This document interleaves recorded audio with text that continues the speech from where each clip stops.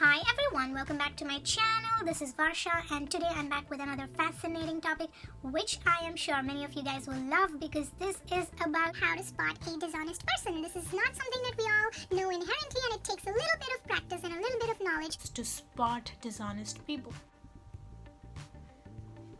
With that being said, I will tell you that this is a topic that is very extensive and I cannot possibly cover this topic in a single video because it is super extensive. You won't believe it. This is so extensive as to the details pertaining to the body language, micro expressions, and the physiology of a dishonest person. And there are various signs and cues that you can pick up if you have the foundational knowledge on how to really read a person and look for the signs of deception. With that being said, I am telling you that we are only going to do a brief overview of this topic because it is impossible for me to cover the entire topic in a single video. Hit the like button and let me know if you want me to make more videos where I will go into this topic in an advanced manner so we know more about how to spot a liar or a dishonest person. With that being said, let's make a couple of announcements. We are nearing the end of 2019. I can't believe we have already reached the end of this beautiful year. For me personally, this year has been a lot of breakthroughs and revelations and meeting, guardian angels and meeting my gurus and learning a lot of stuff that I have never ever learned about. All of my knowledge is philosophical, psychological, because I've spent a couple of years studying psychology and neuroscience, and I promise to make it available to you guys. The second announcement will be the next video of mine will be in 2020. The next announcement is about an activity I encourage you all to do. Take some time, spend some time thinking about 2019 and reflecting back on the year and jotting down some notes about 2019, what you learned, who you met, what were the lessons, what were the positives, what were the negatives, what were the highlights, and use this information to help you come up with some resolutions for the next year so that you know what areas you need to focus on and what areas you need to grow in. I hope that activity is something you all will take seriously and do it, and then come up with your 2020 resolutions and come up with, I would say for me personally, I have written down what major lessons I've learned in 2019 and what I got from it and how I intend to change using those lessons that I've learned in 2019.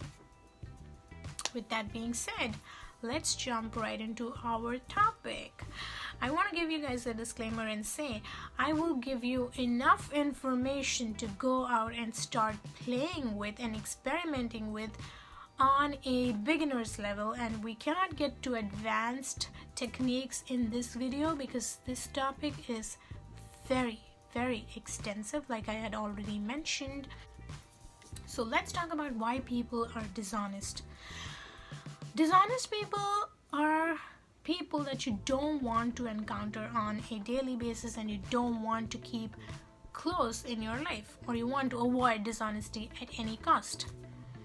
I have developed a fascination for this subject of spotting a liar or spotting a dishonest person because I've become a target of a lot of dishonest people at one point in my life, and I was like, oh my god, I am so naive. I should make changes to my life in order to equip myself with the skills necessary to weed out the dishonest people from my life.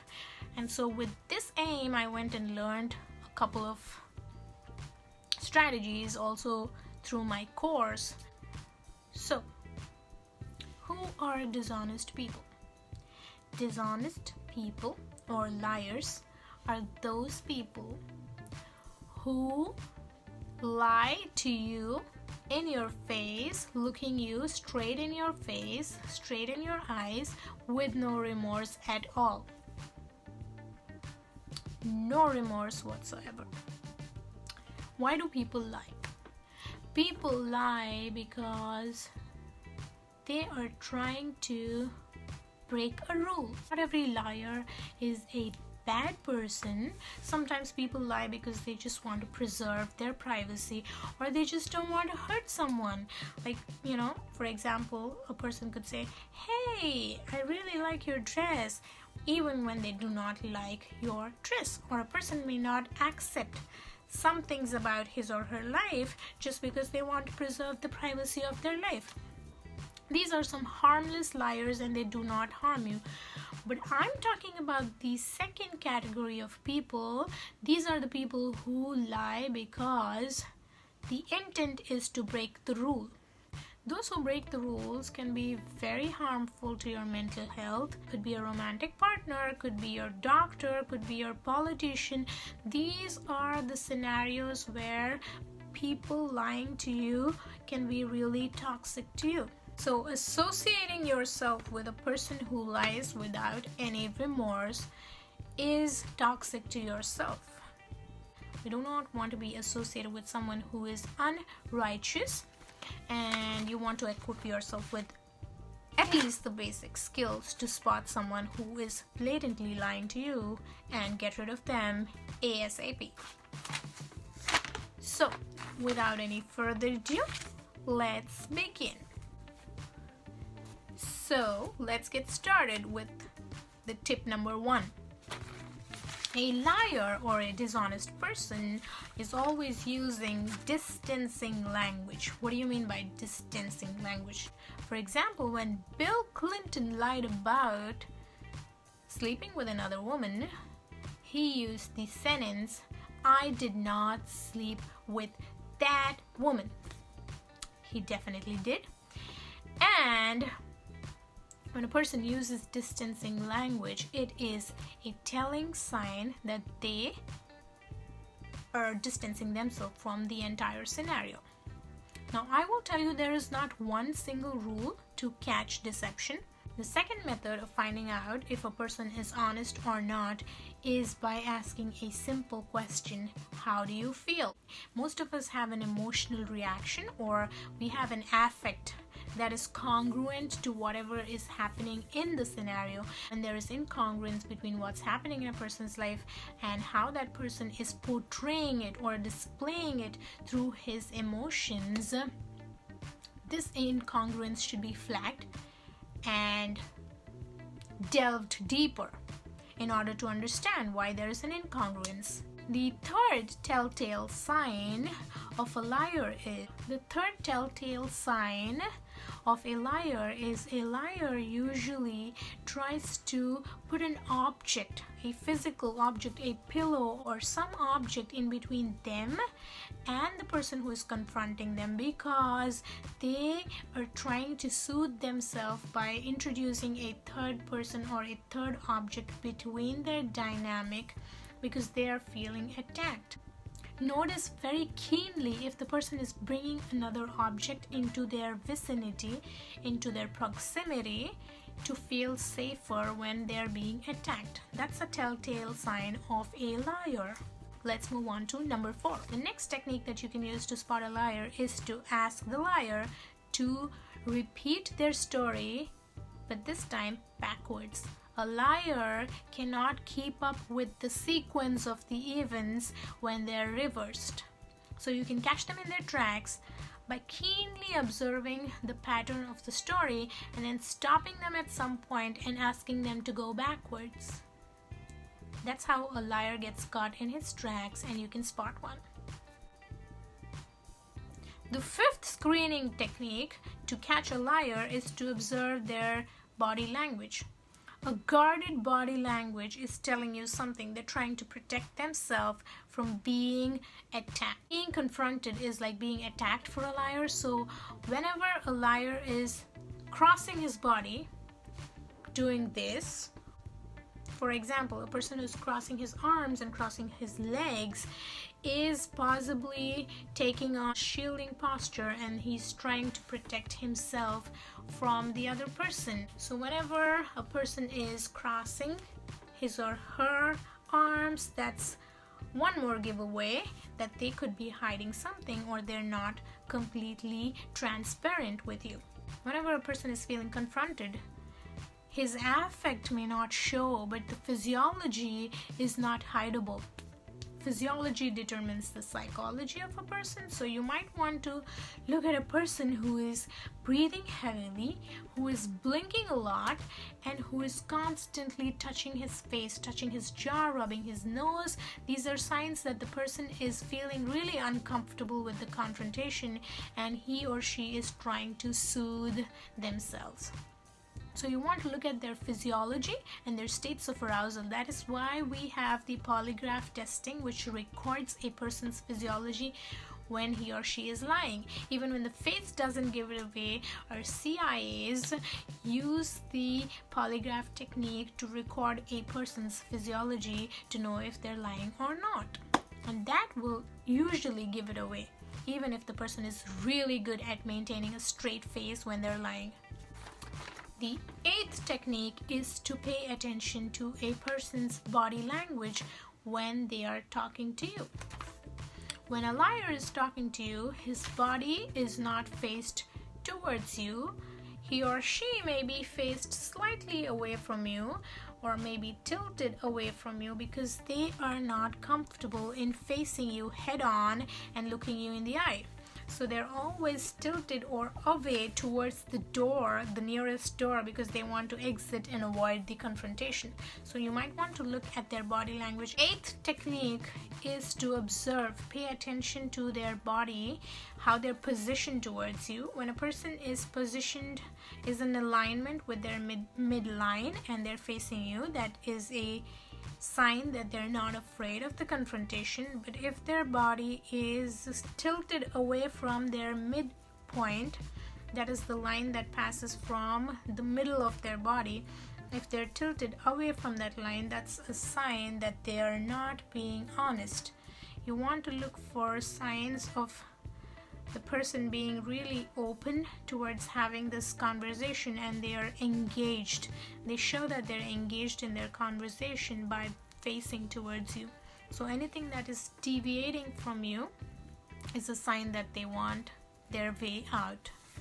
The next sign of a liar is when a person is using his or her hands a lot and they do not do that regularly. That's a sign that the person is lying. They're trying to be really animated. For example, when the husband is home late and the wife's asking him, "Where have you been?" and he's like, "There was the dinner at the office, and then we had to do some paperwork, and then I had to go there, and then Steve wanted something." That is a sign that the person is exaggerating on something, and that could be a sign of a liar. Now, I will tell you that there's no single rule or there's no single sign, telltale sign that will give it away to you, but you want to look for multiple signs and catch multiple signs and note multiple cues that are screaming loudly at you saying that this person is lying. Because you have to know the baseline behavior of a person to make final judgment that is accurate, because you don't want to make a wrong judgment when someone's body language is just anxiety. So you want to observe a person's baseline behavior and then notice any deviations from this baseline behavior and then come to a conclusion. Next sign is aggressive defensiveness. When a person is aggressively defending himself or herself about something, that itself is a sign that the person is really stressed out about something. When you ask a person direct questions and they start to talk about their morality or God, or they try to go into these, emotional upheavals for no reason, that is a sign that the person is being disingenuous. You just have to be straight to the point before you even get there. If you ask a person if they're cheating on you and they start by crying and talking about how they've been with you for like 10 years and that's something that is out of their character, that is not the question that you post. You ask them initially if they were cheating on you, and if they do not answer that and jump to some emotional drama, that's a sign that they could be lying to you. So all the deception is usually nothing but all the signs of deception are nothing but stress signals. You want to notice how a person is getting stressed when you ask them a question, and if they are really getting worked up about something, that is another sign for you to notice and pay attention to, because stress responses are really high for those people who The 11th tip is a classic, and it's so easy to spot in a liar. When you ask the liar a question and they freeze, that's their body taking some time for the body and mind to coordinate so that they can come up with a line.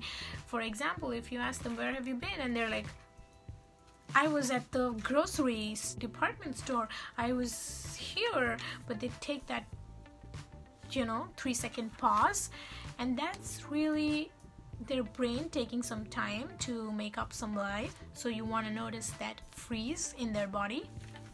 That is possibly the easiest to spot.